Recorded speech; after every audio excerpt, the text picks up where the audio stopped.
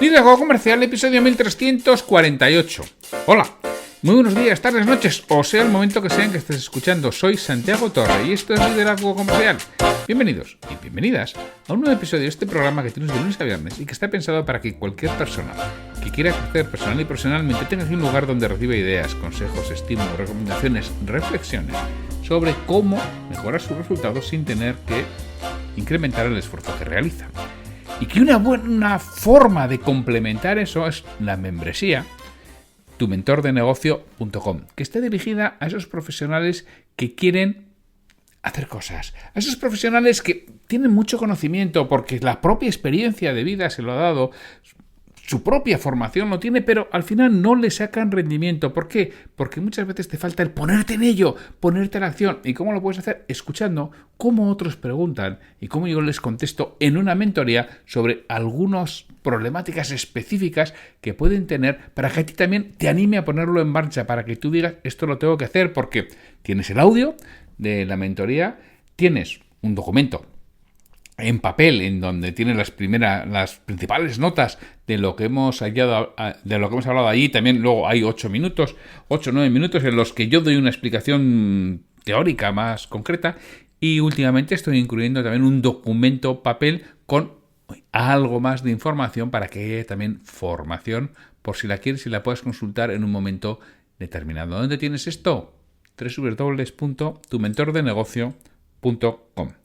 Y bueno, ya decíamos que es miércoles 20 de marzo de 2024 y que es el día de las charlas. Hoy tenemos con nosotros a Paul Rodríguez de Mumbler. Paul es uno de los fundadores de esa plataforma en donde se venden audios. Puedes tener tu podcast allí y puedes tener tu podcast premium y puedes vender audiocursos o series de audios, y ya sabéis que yo llevo más de un año haciéndolo en Mumbler. Y ellos empezaron como un side project en el que dedicaban unas horas, pero tenían otras ocupaciones principales. Pero llegó un momento y dices, oye, aquí o echamos leña al fuego, o esto no podemos estar siempre cociendo a fuego lento, ¿no? Y decidieron hacer una ronda de financiación, pero además una ronda de financiación de manera diferente a lo que quizás estamos viendo con otras startups. Decidieron hacer un crowdfunding. Bueno, Paul hoy nos cuenta el proceso de cómo decidieron hacerlo, por qué lo hicieron, qué obtuvieron con ese crowdfunding, qué significa una ronda de financiación de crowdfunding, porque quizá nos pueda dar ideas a nosotros para realizar otras actividades o un tipo de financiación alternativa para algún proyecto que podamos tener. Creo que la charla con Paul es realmente educativa, constructiva y muy interesante. Sin mucho más, os dejo con la conversación que tuve con Paul Rodríguez, fundador de Mumbler. Paul, muy buenas, ¿cómo estás? Muy bien, encantado de estar aquí, gracias por la invitación. No, y es que revisando no hace mucho, y anda, si Paul no ha pasado por aquí, y dije, no, le tengo que invitar a ver si accede a venir a Liderazgo Comercial. Claro. A Paul le conozco desde hace un tiempo, coincidimos también en una comunidad, la de Víctor Correal, en No es Asunto Vuestro, y Paul lanzó, lleva una trayectoria larga, pero lanzó no hace mucho, un par de años, yo creo, ahora nos cuenta él, un proyecto nuevo, Mumbler, sobre audio, y bueno, pues estuvimos en contacto y yo lo vengo utilizando ya desde entonces. Pero cuéntanos, ¿quién es Paul Rodríguez? Pues mira, mi autodefinición ha pasado por muchas fases, ¿no? Porque al final, como soy un tío inquieto, me gusta hacer muchas cosas, he tocado muchos palos, ¿no? Entonces, yo de formación soy farmacéutico licenciado y luego estudié comunicación audiovisual también, un poco de una punta a la otra, ¿no? Empecé en esto de Internet y las ventas y marketing hace algo así como 13 o 14 años ya, parece que no, pero los años pasan rápido. Y decidí colgar la bata de farmacéutico, yo siempre digo, porque descubrí que había los negocios online, ¿no? A mí el terreno de los negocios nunca me había apasionado especialmente, porque el negocio físico es algo que a mí no me llama, pero en cuanto descubrí los negocios online, ahí se me abrió un universo y decidí colgar la bata y lanzarme a lo loco a los negocios online. tan a lo loco que creé un primer proyecto que fracasó estrepitosamente. Me gasté todo mi dinero, pero bueno, me sirvió como máster de marketing y de ventas, ¿no? Y de negocios online, y aprendí un montón de cosas. Luego tuve la suerte de incorporarme a trabajar con Factura Directa, que es una pequeña startup que se dedica al final es un SaaS, ¿no? Es un negocio, un software online para pequeños negocios de facturación y demás. Y ahí es donde hice pues toda la carrera, ¿no? De aprender cómo es esto de hacer negocios online, y la verdad que aprendí un montón de cosas. En paralelo, he sido siempre creador de contenidos. Empecé hace algo así como 10 años con los blogs de WordPress, luego estuve en redes, luego hice consultoría de marketing para pequeñas empresas para ayudarles con los contenidos y el marketing, y luego en 2018 llegó el podcast a mi vida, ¿no? Yo había hecho radio en mi pueblo natal, en Molins de Rey, en la radio, y el podcast para mí fue como un descubrimiento, ¿no? Primero como oyente y luego como productor de podcast. Empecé en 2018 con un podcast que se llamó Planeta M, y desde entonces pues no he dejado el mundo del audio porque me parece apasionante. Y hoy en día pues me defino como empresario online y como creador de contenidos, y muchas veces pongo además la muletilla de creador de slow content, de contenidos tranquilos, ¿no? Y con tranquilos me refiero pues a newsletter, a podcasts, a vídeos de YouTube, a contenidos un poco más reposados que esa inmediatez tan loca de TikTok, ¿no? Sí, pues no sabía que había estado en Factura Directa, que es mi programa de contabilidad. Lo sé, sí. Sí, estuve desde el 2013 hasta el 2019. O sea, entré cuando eran los dos fundadores, y yo hice toda la parte de comunicación y marketing con la empresa pues durante casi 7 años, ¿no? Y pasé desde los primeros pocas decenas de clientes a unos cuantos miles cuando me fui, y la verdad que fue una experiencia brutal. No, yo te puedo decir que yo estoy muy contento con ellos. Llevo 4 o 5 años con Factura Directa y la verdad que estoy muy contento. Va de maravilla. Sí, de maravilla, ¿no? Y bien, Planeta M también te seguía. Sí. Y bueno, y ahora estás en Mumble, que a mí me gustaría que nos cuentes, claro, por otros hemos ido a hablar de startups, pero tú has vivido lo que es una ronda de financiación. Porque, bueno, empezáis Corti y tú con Mumbler, Sí. dijéramos con un proyecto paralelo, un side project. Eso es. Y habéis decidido apostar por él. Cuéntanos un poco lo que es, por qué decidís en un momento determinado apostar por ese proyecto que tenéis en paralelo, y cómo lanzáis la ronda de financiación. Pues mira, Cuéntanos un poco. es un proyecto muy interesante porque al final yo también no tenía ni idea, y al final para mí ha sido, pues yo siempre le decía a Corti, Corti es una persona con más experiencia en el sector de las startups, la inversión y demás, y yo le decía, yo me siento como un pulpo en un garaje, es decir, me siento que hay un argot, hay una forma de trabajar que yo nunca he tocado ni he conocido, entonces voy como con pies de plomo diciendo a ver si voy a meter la pata en algún momento, ¿no? Entonces ha sido un proceso para mí también de aprendizaje muy interesante. Claro, esto empieza en Planeta M, que yo conozco a Corti. Con Corti nos entendemos enseguida, vemos que tenemos ganas de hacer algo, pero la verdad no sabíamos bien qué hacer. Y nos montamos un podcast que en su momento se llamó Tribucasters, en el que entrevistamos pues, a podcasters, gente de la industria, para entender un poco cómo estaba el entorno, ¿no? Cuáles eran las cosas no cubiertas y qué es lo que nosotros podíamos aportar. Ahí es donde descubrimos que hay gente como Víctor Correal, que tú antes has citado, Emilio Cano, otros tótems del podcast, que estaban ya vendiendo contenidos en audio, y aquí es donde nos explotó la cabeza y dijimos, ostras, hay una oportunidad ahí, y la gente lo está haciendo ahora mismo con WordPress, con 500 plugins ahí enlazados que le petan, tienen problemas y tal. Digo, vamos a intentar hacer una cosa que con 3 clics lo puedas hacer. Y con ese espíritu nace Mumbler, ahora hace 2 años y pico, como tú comentabas. Claro, eso lo tuvimos como un side project, tanto yo como Corti, durante casi 2 años, ¿no? Dedicando horas, dedicando dinero nuestro propio, y esto nos permitió pues, lanzar una primera versión, iterar esa primera versión, iterar también el cliente, ¿no? Porque inicialmente nosotros íbamos mucho con la idea de dirigirnos solo a podcasters, y luego nos dimos cuenta de que esto no tenía sentido, porque alguien que crea contenidos como tú, Santiago, pues al final se maneja en todas partes, ¿no? Porque acabas escribiendo una newsletter, acabas haciendo un podcast, acabas teniendo redes. Quien crea contenidos es fácil que salte de un canal a otro con naturalidad, ¿no? Entonces dijimos, ostras, vale, tenemos una solución que facilita poder vender audios, pero no tenemos por qué dirigirnos solo a podcasters. Y eso, durante este proceso de 2 años, hemos iterado tanto en cliente como en producto, porque el producto inicialmente era solo para podcast, luego añadimos la parte de audioseries, audiocursos, audiolibros y demás, ¿no?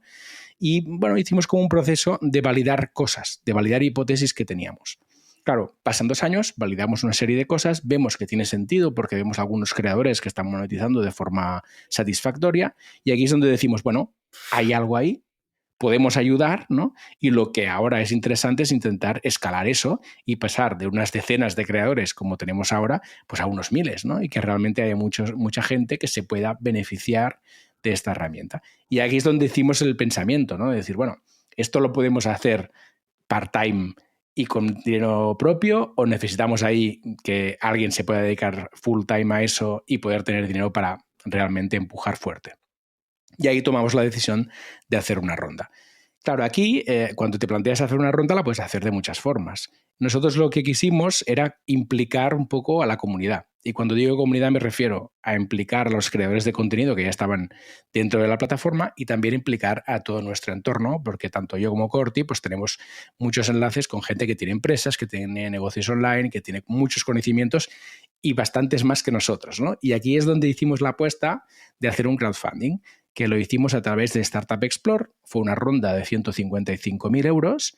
Y claro, esto nos permitió no solo conseguir ese dinero, sino también, sobre todo, y más importante, yo creo, para mí, es que hay más de 100 inversores implicados en este proyecto. Con lo cual, ahora, cuando nosotros nos enfrentamos a algún reto, levantamos el teléfono o escribimos un email y tenemos a alguien, o más de uno en alguna ocasión, que han pasado exactamente por la misma situación, que tienen ya sus contactos abiertos con gente que nos puede ayudar y que nos puede aconsejar mucho, ¿no? Entonces, la ronda no solo es el conseguir el dinero, que también es muy importante, evidentemente, para subsistir, sino también esos contactos que nos pueden ayudar en todo. Porque claro, para mí una de las cosas que me parece diferente, ¿no? Estamos acostumbrados a ver las rondas de startups que van a esos procesos de financiación y a esos encuentros en donde se enfrentan a 6 o 8 inversores a ver quién pone la pasta. Vosotros no, vosotros decidís hacer un crowdfunding y tener 100 socios.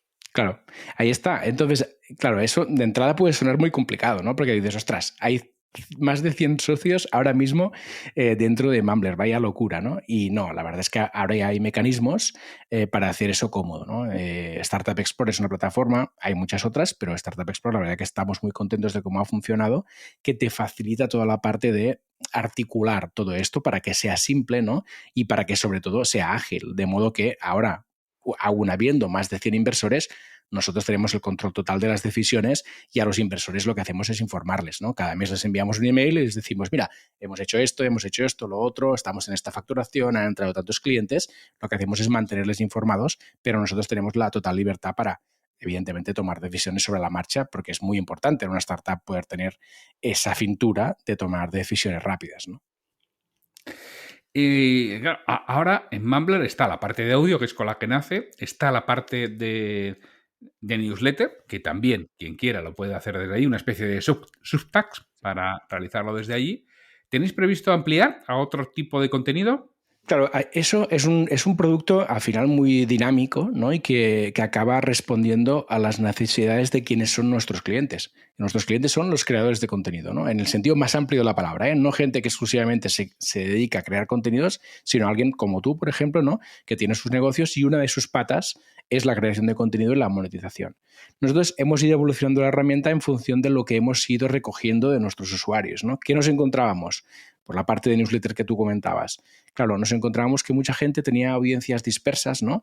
Cuando digo dispersas me refiero a gente en YouTube, gente en Instagram, gente en Twitter, pero que no las tenían recogidas en ninguna parte, ¿no? No sabían exactamente ni quiénes eran ni cuántos eran. Entonces, siempre les decíamos, oye, haz el proceso de ir llevando de toda esta gente que tienes en redes y tal, que en realidad no es tuya, llévatela hacia una newsletter donde tienes sus correos electrónicos, donde vas a poder cuantificar quiénes son y cuántos son, y les vas a poder mandar correos electrónicos para establecer una relación de confianza que luego te permita ofrecerles cualquier cosa, ¿no? Entonces, nos encontrábamos recomendando otras herramientas, hasta que un día dijimos, otras, esto quizá tendría sentido que estuviera dentro de Mumbler, ¿no? Y aquí es donde tomamos la decisión de incorporar la parte de newsletter y además email segmentado, porque ahora puedes enviar también en función de etiquetas a una determinada parte de tu base de datos, ¿no? Claro, la lista de cosas que tenemos para hacer es enorme, pero esas cosas van subiendo en escalones, ¿no? A medida que hay usuarios que nos piden poderlo hacer desde Mumbler. En nuestro ánimo es el ayudar al creador, ¿no? A que pueda hacer su labor de una forma más cómoda. Entonces, seguro vamos a incorporar muchas más cosas. Por ejemplo, una de las cosas que tenemos ahí flotando, que hay que ver cómo la incorporamos, es toda la parte de cómo ayudarles a facilitar sus procesos, ¿no? A facilitar su trabajo. Y aquí cómo puede intervenir también la IA en eso. Por ejemplo, títulos, transcripciones, resúmenes, todos estos temas nos gustaría poderlo incorporar de forma nativa dentro de la herramienta. Pero bueno, ya te digo, hay muchas ideas y van como subiendo escalones en función de lo que los usuarios van pidiendo. No, o sea, hay, desde luego, muchas alternativas porque al final, bueno, yo, este podcast, ¿no? Liderazgo comercial, utilizo una herramienta, Zencastr, para grabarlo. Utilizo otra herramienta para editarlo, que es Audacity. Utilizo otra herramienta donde alojarlo, que en este caso es Evox, pero espero que en breve pueda ser Mumbler. Bien. Que pueda migrar ya todo a Mumbler. Claro, al final, hombre, si tienes algo centralizado, pues hombre, pues ayudaría. Claro, al final es agrupar un poco todas las herramientas que tú utilizas para que te facilite más la tarea y la interacción entre esas herramientas, ¿no? Que al final, si tú lo tienes como poco parte de todo esto, lo tienes en una herramienta, pues ahí tienes todo como más integrado, ¿no? Y más cómodo. Sí, porque hay otros aspectos de integración, es más complejo, ¿no? Por ejemplo, yo, mi base de datos, que la tenía ya hace bastante tiempo, yo la tengo en MailerLite.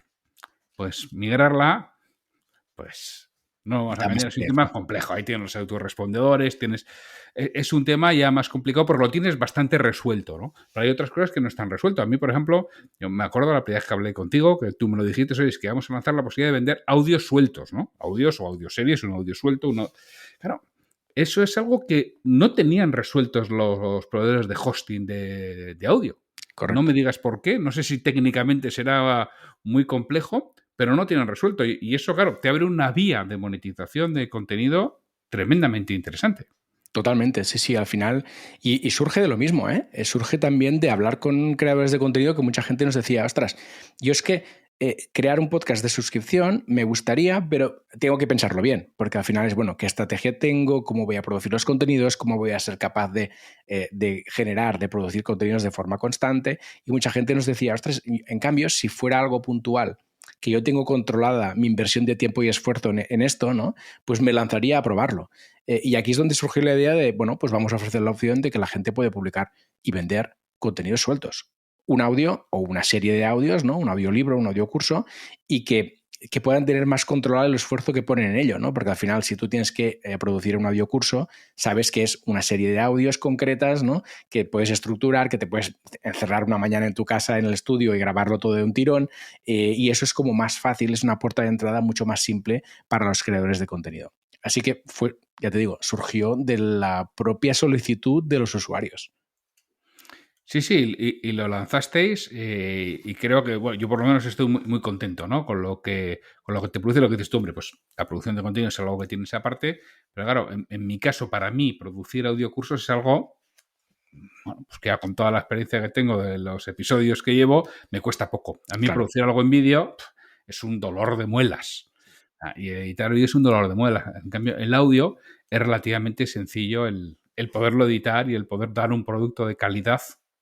Correcto. Para el oyente y además, bueno, tenerlo integrado en el reproductor, porque al final vosotros también lo integráis en los reproductores de cada persona, no se tienen que bajar nada adicional. Correcto, esta también es otra de las cosas que hemos perseguido, ¿no? Intentar que el acceso al contenido sea lo más fácil posible, ¿no? Precisamente tanto para el creador como para el que va a consumir el contenido, ¿no? Que todo sea pues muy simple, ¿no? Y la mejor forma de que sea simple es adaptarte tú a lo que el usuario ya tiene, ¿no?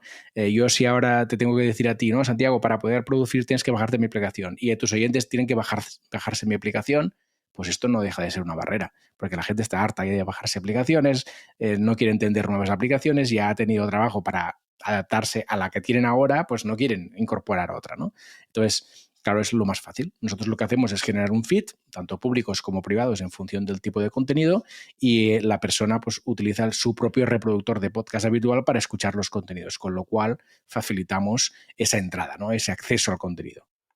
Sí, porque eso, lo de tener otra app, bueno, ahí tenemos al bueno de Víctor Correal, que a todo el mundo nos decía, oye, bajaros la app, joder, me ha costado una pasta y un esfuerzo bajaros la app. Claro, yo ni me llegué a bajar la app.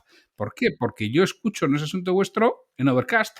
Y ya está. Ya está. O sea, y además lo tengo ahí, yo tengo mi lista de reproducción, cuando salgo a correr me cojo la lista de reproducción, la ordeno y me olvido, no tengo que estar cambiando de aplicación, ¿no? Con lo cual, bueno, para mí también eso es una gran ventaja que tenéis en lo que habéis realizado. ¿Y qué nos puedes contar del podcasting? Porque claro, yo estoy seguro que tú estás atenta a las últimas tendencias que vienen sobre todo de Estados Unidos, que nos llevan unos años de ventaja. Sí.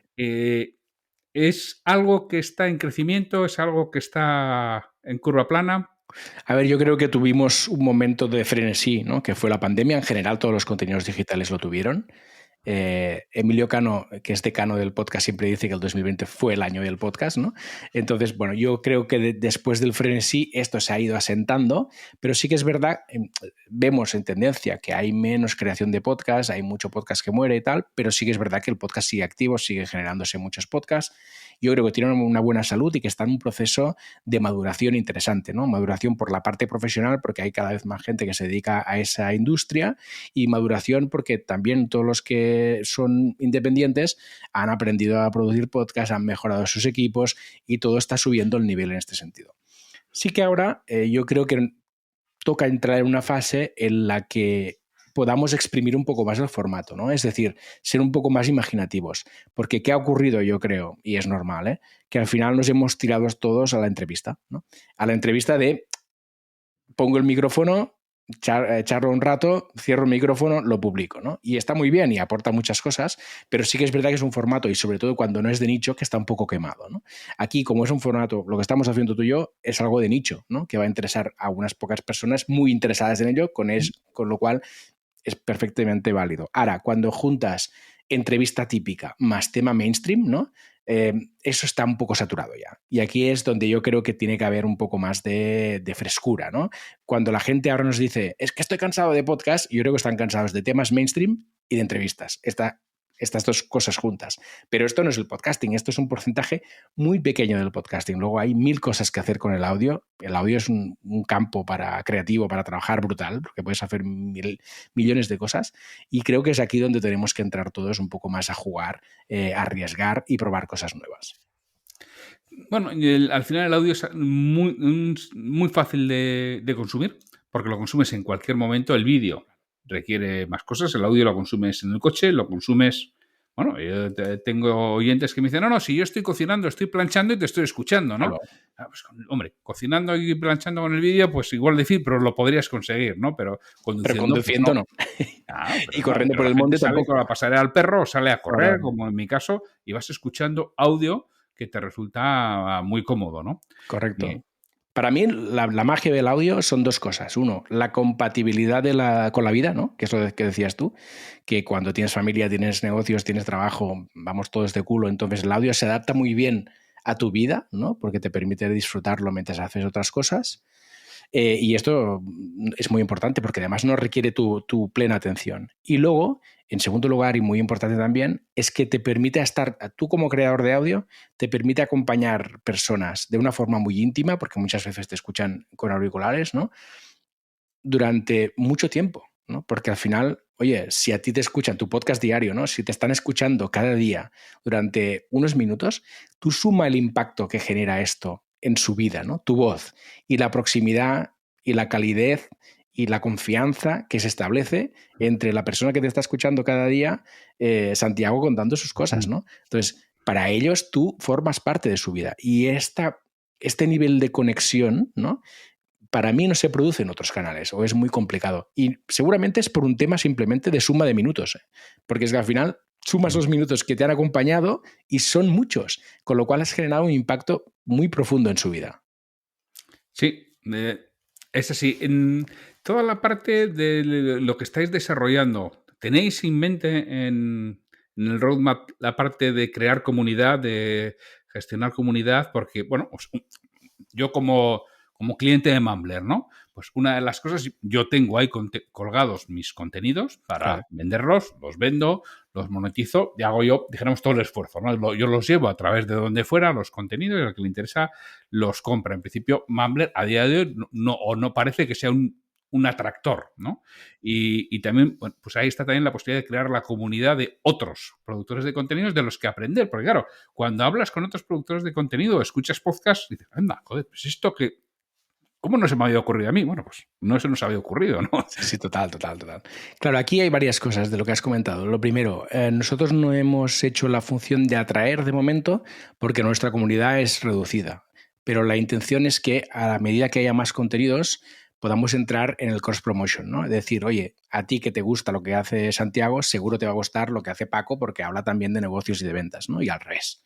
Entonces, esto es algo que tenemos clarísimo que vamos a hacer y esperamos poder ayudar en este sentido. Luego, la comunidad, hay dos patas aquí. La comunidad entre creadores, ¿no? Que esta es una parte que es interesante porque al final es lo que decías tú, acabas aprendiendo de sus experiencias y de lo que hacen y te abren puertas mentales, que esto siempre es muy interesante, que esto lo hemos abordado un poco desde una comunidad que tenemos en Telegram, que podéis entrar quien quiera, que es comunidad.mumbler.io, donde estamos ahí una serie de creadores compartiendo cosas, intentando que aquello vaya funcionando. No es fácil porque las comunidades... Todos vamos estresados y dinamizar aquello no es simple, ¿no? Pero estamos ahí intentando que eso se vaya moviendo. Y luego está la parte de, bueno, la comunidad que tiene cada creador, ¿no? De gente que le sigue y le compre contenidos. Claro, esto lo hemos empezado a trabajar con el tema del newsletter, ¿no? Porque ahora tú, desde tu propia newsletter, puedes enviar a la gente que te ha comprado un determinado producto y comunicarles cosas, que esto ya es interesante, pero nos gustaría más adelante poder integrar alguna parte de comunidad también, ¿no? Que al final... es algo que entendemos que en muchos casos, sobre todo cuando es un producto de suscripción, juega un papel importante, ¿no? Porque al final tú puedes vender ese contenido de suscripción, pero si además añades una capa de comunidad donde la audiencia que ha comprado aquel contenido se puede relacionar, siempre es un plus que tienes tú como creador para poder ofrecer, ¿no? Entonces, aquí habrá que ver si eso va integrado dentro de la herramienta o es una integración con un tercero, por lo mismo que decíamos antes, ¿no? De no obligarles a descargar otra aplicación. Habrá que ver si lo hacemos de un modo o de otro. Esto aún no está decidido, pero sí que hay la intención de poder integrar una parte de comunidad que sea cómoda. Sí, porque, claro, los seres humanos somos animales de costumbres. Y tenemos la costumbre. Y ahora que, según estabas hablando tú, decir, puedes comunicar a los compradores de un curso cualquier cosa. Claro, ¿qué hago yo? Yo me bajo los compradores de los cursos, porque claro, Mumbler te los da. O sea, una de las cosas que a mí me llamó la atención de Mumbler, porque había otras herramientas para poderlo hacer, pero no sabes ni quién te había comprado. En cambio, Mumbler, desde el momento cero, te da el nombre y la dirección de mail del comprador, con lo cual te puedes comunicar con él. Claro, ¿yo qué hago? Yo eso me lo llevo a MailerLite y lo comunico por MailerLite. Y dices, coño, joder, pues yo estoy diciendo, pero de gilipollas. ¿Cómo que lo hago con Mumbler? Sí, Pues sí. no lo hago, bueno, porque mi costumbre es Total. hacerlo a través de ahí. Entonces, bueno, quizá algo de comunicación desde Mumbler de vez en cuando. Decir, oye, te recuerdo que tienes esta herramienta, esta facilidad que veo que no estás utilizando, que no te estás comunicando con tu gente y es posible que les estés dando algo añadido, porque yo de vez en cuando, en los audiocursos que tengo vendidos, subo un contenido adicional porque alguien me pregunta y digo, pues mira, pues voy ¿cómo te voy a responder? Pues te respondo en un audio de 5, 6, 7 minutos y lo comparto con el resto. Correcto. Y claro, cojo, me voy a me bajo otra vez, me lo actualizo, me lo subo a MailerLite y le digo, oye, ¿qué tenéis? Coño, cuando lo podría hacer desde Mumbler perfectamente. Sí. Eso que has comentado también es muy interesante, el poderlo hacer desde Mumbler, evidentemente, pero también el tema de la riqueza de los feeds o la grandeza de los feeds, ¿no? Que es la tecnología que nosotros utilizamos para hacer los podcasts y los audiocursos y demás, es que la gente que te ha comprado el contenido o que está consumiendo tu contenido no se lo ha descargado. Es decir, no es un archivo que se descarga en su dispositivo y que luego lo puede compartir, ¿no? Ahí evitamos parte de piratería, pero para mí lo más interesante, que esto, mira, es lo que hay, existe y ya está. Para mí lo más interesante es lo que decías tú, que puedes actualizar ese feed, ese contenido, ¿no? En algún momento tú decides que un episodio que publicaste o una lección de un audiocurso ha cambiado por X motivo, ¿no? Pues la puedes resubir, ¿no? Y avisar a tu audiencia, oye, he actualizado esta parte del audiocurso porque ya no es así, es asá, o he añadido un nuevo audio al audiocurso porque hay esta parte que no habíamos tocado y que me parece interesante, lo añado, ¿no? Entonces, que esto esté vivo también tiene una riqueza, ¿no?, que a mí me parece muy interesante. Sí, sí, ya, tío, pues yo eso lo hacía a través de una plataforma externa, ¿no? Pero bueno, pues porque somos animales de Sí, costumbre y es lo es que así. estás acostumbrado a hacer.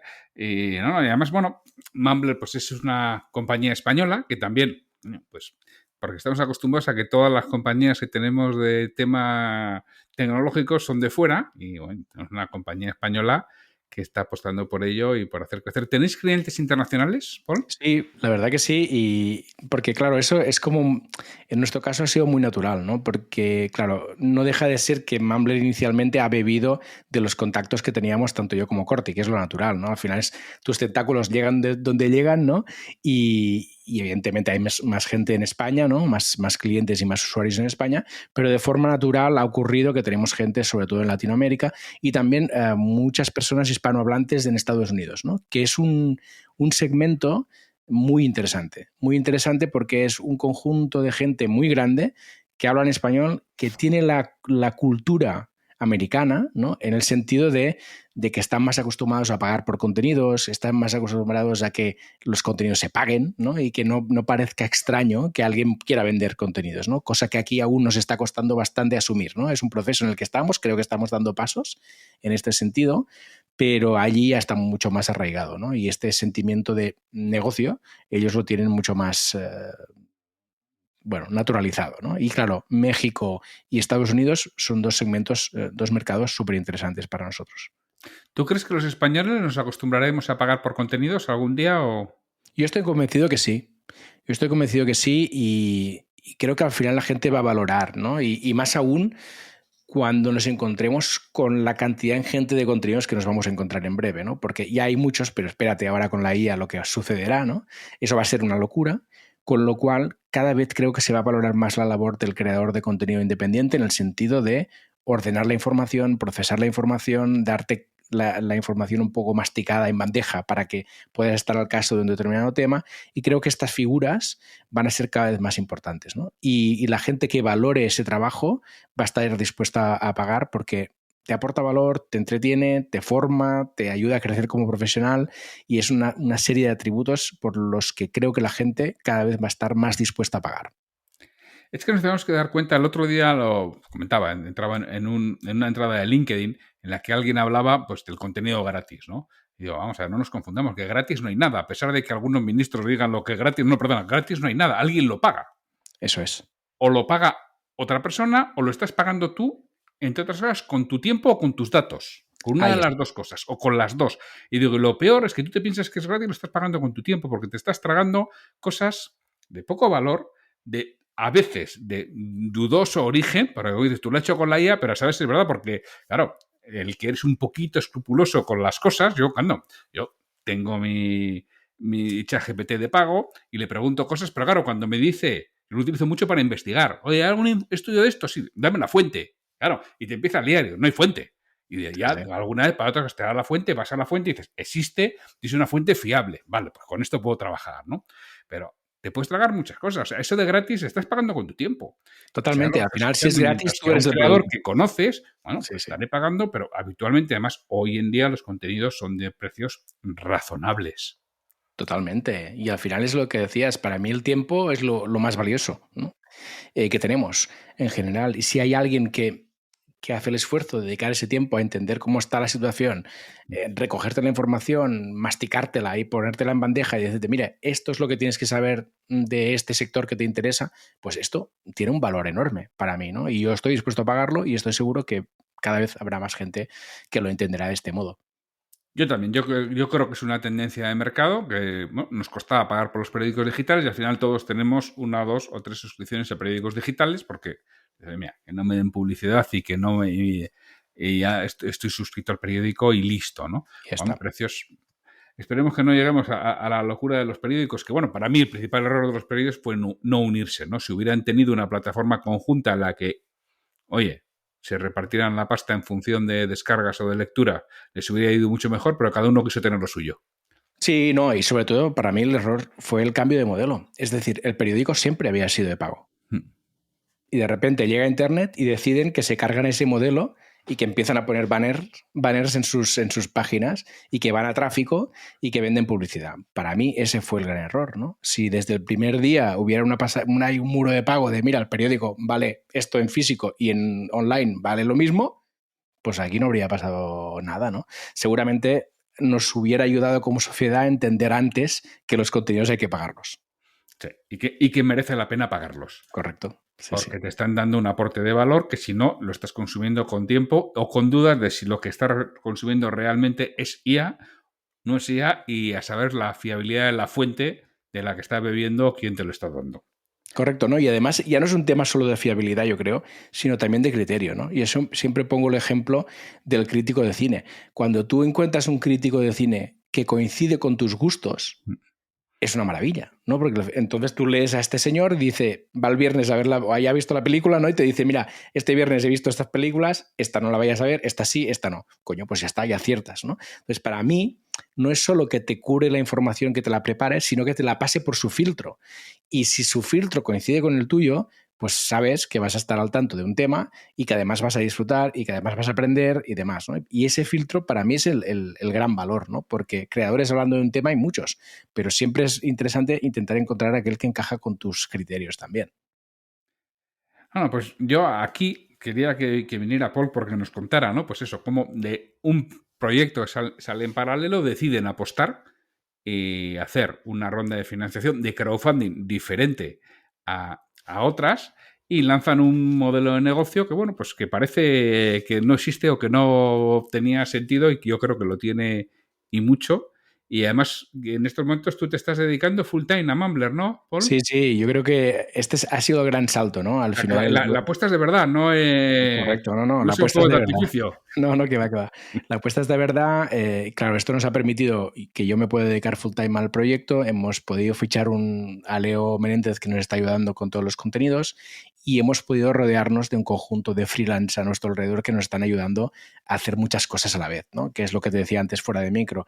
Para mí el gran gozo del momento es el que yo no sea mi tiempo y mi dinero, ¿no? Que no sea un cuello de botella, que hasta ahora lo era, ¿no? Entonces, el poder disponer de estos recursos nos está permitiendo hacer muchas cosas en paralelo y, por lo tanto, avanzar más rápido, que al final es lo que quiere una startup, es probar muchas cosas, descartar las que no funcionan rápido y iterar en las que sí funcionan, ¿no? Entonces, el poder tener estos recursos nos permite avanzar más rápido y esto la verdad es que es una gozada. Pues Paul, pues muchísimas gracias por pasarte por Liderazgo Comercial, contarnos la historia de Mumbler y bueno, yo creo que estoy seguro que habrá algún punto de encuentro de Liderazgo Comercial y Mumbler porque seguro. espero que poder utilizaros de hosting Qué bien. A vosotros. Bueno, hay que resolver algunos aspectos técnicos, pero yo creo que se resolverán. Sí. Seguro los resolvemos. Mil gracias por la invitación, una gozada como siempre hablar contigo y un abrazo a todos. Un abrazo, Paul.